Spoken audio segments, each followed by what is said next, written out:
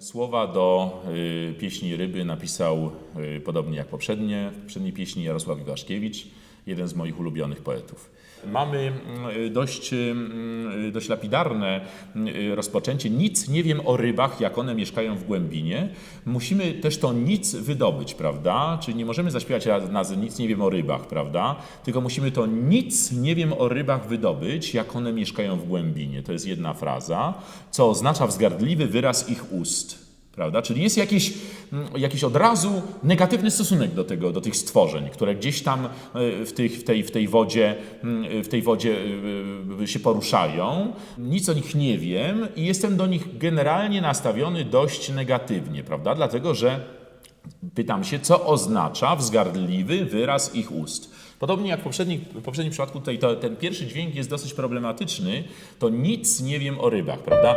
Nic nie wiem o rybach, prawda? Musimy sobie to wymyśleć i to nic powinno być moim zdaniem odrobinę oddalone od tej trioli, która jest. Po pierwsze dlatego, że pierwsze nic jest ósemką, a potem mamy ósemki triolowe, czyli one się powinny trochę od tego nic różnić, a po drugie jest to nic, jest nam potrzebne do wyrażenia sensu, który jest w tej pierwszej frazie, prawda? Nic nie wiem o rybach, jak one mieszkają w głębinie. Proszę pamiętać, żeby zawsze spółgłoski były na odpowiedniej wysokości. Już o tym rozmawialiśmy, ja tylko przypominam.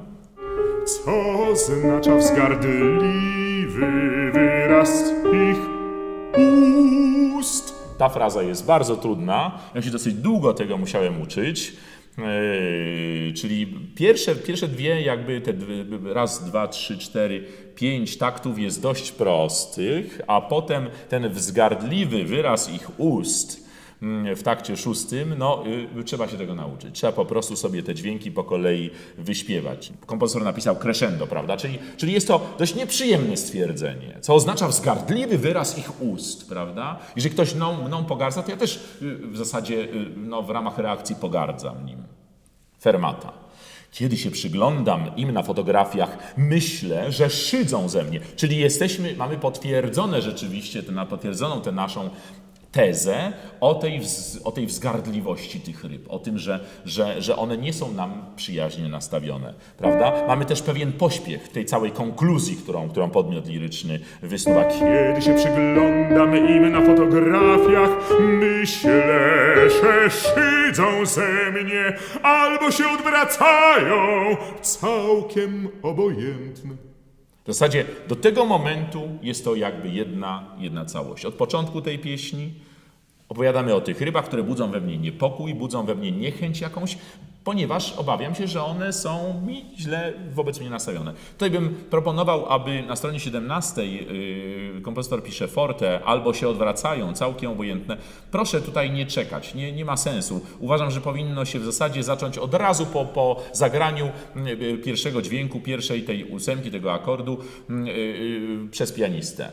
Natychmiast. Albo się odwracają, całkiem obojętne. Tutaj również ta przerwa ta przerwa jest tylko przeznaczona po to, żeby nam wypełnił fortepian swoją partią tutaj te przerwy, natomiast musimy myśleć dalej. Całkiem obojętne, prawda? To jest cały wyraz tego. Czyli innymi słowy, gdybym mówił ten tekst, bym powiedział, nic nie wiem o rybach, jak one mieszkają w głębinie.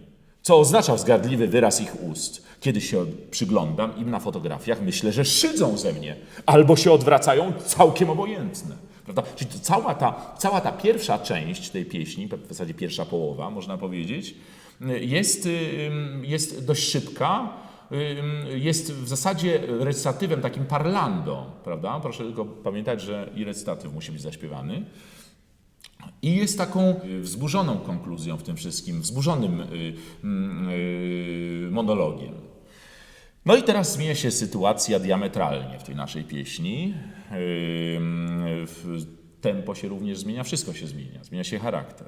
Mamy do czynienia z zupełnie inną atmosferą, czyli z czymś takim, jakbyśmy opowiadali o tych rybach najpierw z zewnątrz gdzieś, oglądając te fotografie, będąc zdystansowanym do tych ryb, jakby one zupełnie były innym światem dla nas, a tu nagle zaczynamy jakby współodczuwać z tymi rybami, zaczynamy się wczuwać w sytuację tej głębiny. Tak jakbyśmy się zanurzyli w tę głębinę, prawda? Tam jest tak zimno, gdzie one mieszkają na dnie wody i mnie też tak zimno na dnie nocy. Czyli podmiot liryczny zauważył jakąś równoległość, podobieństwo swojej sytuacji, w jakiej się znajduje, do sytuacji tych ryb. Zaczyna rozumieć, dlaczego te ryby są takie obojętne, dlaczego one są takie właśnie zdystansowane, dlaczego one w ogóle nie reagują, dlaczego się zachowują tak, jakby mną pogardzały. Zaczyna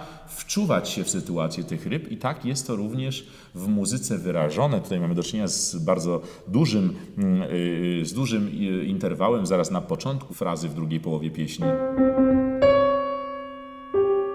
Prawda? To nie jest przyjemnie brzmiący interwał i jednocześnie budzący niepokój. Tam jest tak zimno, gdzie one mieszkają na dnie wody. Proszę tutaj uważać, żeby nie za szybko zaśpiewać dy, prawda? Jest ćwierćca,8.